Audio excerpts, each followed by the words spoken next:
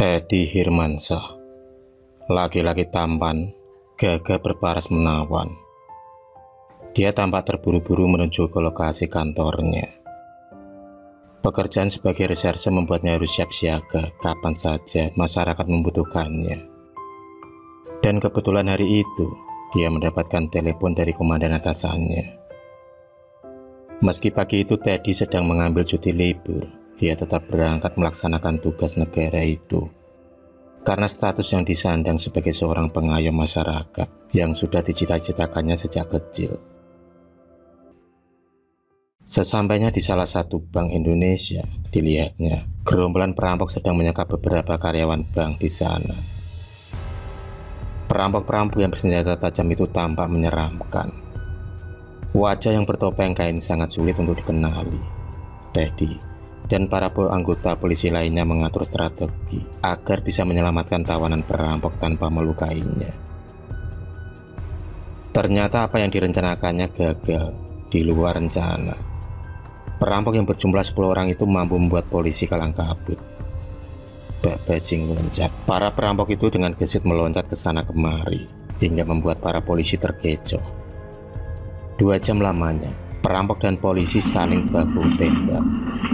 Dan pada akhirnya saling berkejar-kejaran dengan mobil yang mereka tumpangi. Teddy tak gentar dalam melaksanakan aksinya. Dia pun dengan cekatan menghadang mobil perampok tersebut. Baku hantam saling menunjukkan aksinya. Tapi naas, Teddy kalah dalam pertempuran. Dia terkena tusukan pisau tepat di dadanya. Dan yang membuatnya parah, Teddy tergelincir ke dasar jurang sedalam 25 meter. Tim SAR sudah datang untuk mengevakuasinya, tapi anehnya Teddy tak dapat ditemukan. 1 minggu pencarian tak ada titik terang di mana Teddy berada, hingga tim evakuasi menyatakan kalau Teddy dinyatakan hilang. Di tempat lain, ibunda Teddy tak kuasa menahan tangisnya. Kepergian anaknya membuatnya begitu terpukul, hingga berulang kali dia pingsan. 1 bulan setelah hilangnya Teddy, ibunya masih sering melamun di ruang tamu. Tubuhnya kurus dan sakit-sakitan. Di saat duduk sambil memeluk bingkai foto Teddy, tiba-tiba air matanya pun meluncur di pipi keriputnya. Tangis kebahagiaan muncul setelah melihat anak kesayangannya pulang. Teddy telah kembali tanpa luka sedikit pun di tubuhnya. Wajah Teddy tampak sumringah, merasakan pelukan hangat dari sang ibu.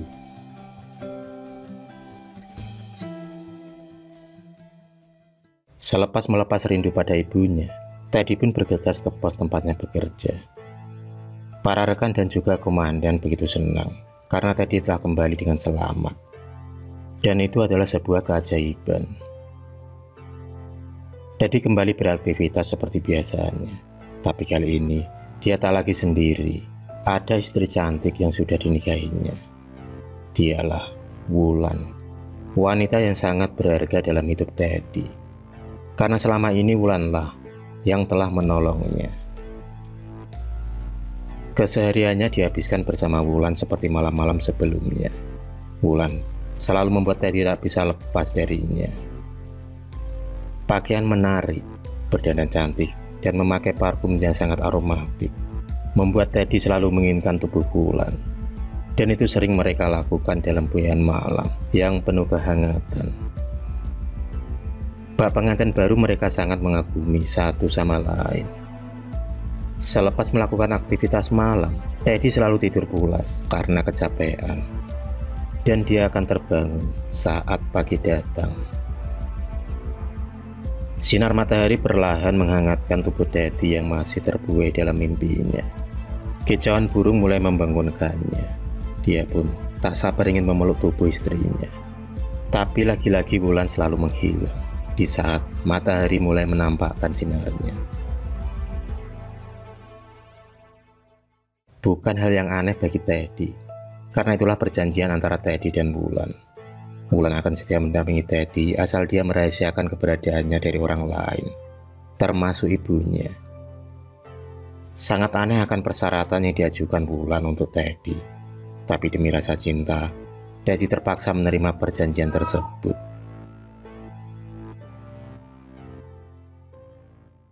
Sebelum berangkat kerja, Teddy tak lupa menyantap masakan yang sudah dipersiapkan oleh Wulan. Rasanya begitu enak, karena ada rasa cinta di masakan tersebut. Wulan tak hanya cantik dan menggoda, tapi dia juga pandai memasak, membuat Teddy selalu bertekuk lutut di hadapan Wulan. Tak terasa Teddy sudah menghabiskan hidup bersama Wulan bertahun-tahun. Tentu saja tanpa sepengetahuan ibu dan juga orang-orang terdekatnya. Tak terasa juga umur Teddy sudah menginjak 39 tahun, umur yang sudah pantas untuk membina rumah tangga. Sudah sering teman Teddy memperkenalkannya dengan para wanita, tapi dia tetap tak tertarik dengan wanita manapun. Dia tak peduli dengan ejekan dari temannya yang memanggilnya dengan sebutan jomblo sejati. Toh hidupnya kini jauh lebih bahagia dari teman-temannya yang sudah berumah tangga. Tentu saja itu karena bersama Wulan. Desakan untuk menikah datang tak hanya dari temannya dan juga keluarga besarnya, juga memaksanya untuk mencari seorang pendamping. Tapi itu semua tak digubris oleh Teddy. Dia masih tak bisa lepas dari daya pikat Wulan. Sore itu, seperti biasanya Teddy pulang menjelang maghrib, dan senyum manis Wulan kembali membuatnya merona. Rasa lelah seharian bekerja kini pun sirna.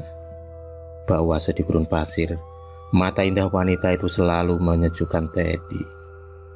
Selesai membersihkan diri, Teddy akan selalu dilayani oleh istrinya dengan sepenuh hati. Dan tradisi itu akan hilang saat pagi datang. Suatu hari, ibu Teddy merasakan ada hal yang aneh dari tubuh anaknya. Dia sengaja datang ke rumah Teddy tanpa sepengetahuan Teddy. Ibu Teddy tak sengaja melihat anaknya tersenyum dan berbicara sendiri. Dia juga melihat fisik anaknya yang agak pucat dan tak beraura. Tubuhnya kini kurus kering, jauh dari kata gagah. Ibunya semakin penasaran setelah tahu keadaan Teddy dari tetangga yang mengatakan kalau Teddy sudah beristri. Teddy memang sering mengatakan kalau dia sudah punya istri pada tetangganya. Itu karena dia geram akan tingkah laku para ibu-ibu yang selalu menggodanya. Ibu Teddy akhirnya tinggal di rumah Teddy selama beberapa hari. Selama itu pula, Wulan akan datang saat jam 12 malam untuk menemani Teddy di kamarnya. Subuh itu ibu Teddy tak sengaja melihat bayangan putih keluar dari kamar anaknya. Seorang wanita berambut panjang. Pandangan itu begitu cepat hingga dia tak bisa melihat secara seksama. Pikirannya semakin tak karuan karena kejadian itu sudah beberapa kali dilihatnya. Ibu Teddy pun semakin penasaran. Ia sengaja tak tidur malam itu demi mengawasi anaknya. Tanpa sepengetahuan Teddy, ibunya telah mengintip dari celah pintu kamarnya. Dan alangkah kagetnya dia ketika ibu Teddy melihat anaknya sedang bermesraan dengan sosok yang menyeramkan. Kuku yang panjang serta wajah yang hitam. Sosok itu terus saja menjumit Teddy, seolah telah menghirup sesuatu dari mulutnya. Tak selang berapa lama kemudian, aktivitas itu pun terhenti, lantaran Teddy mendengar benda terjatuh dari depan pintu.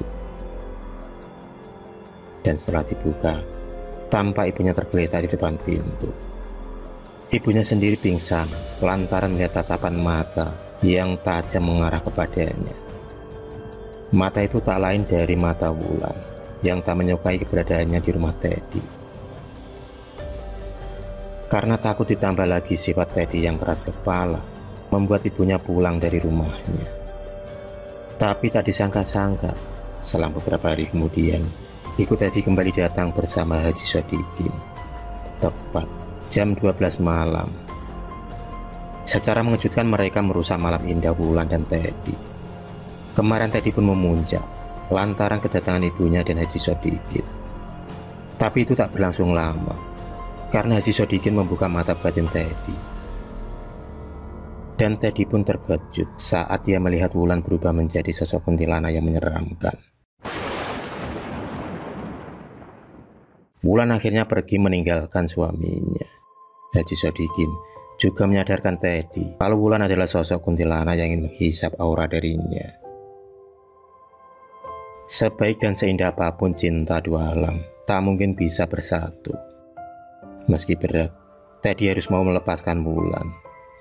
Dan untuk menangkal cinta itu datang lagi, Pak Haji membekali Teddy dengan ilmu agama.